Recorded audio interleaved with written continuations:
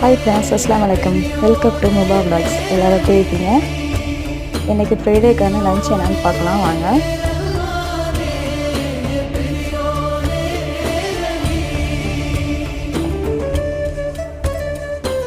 தால்ச்சா சோறு, key rice,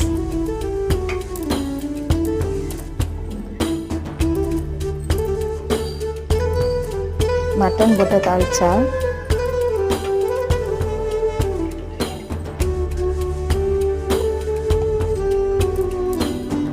அடுத்து mutton white kurma.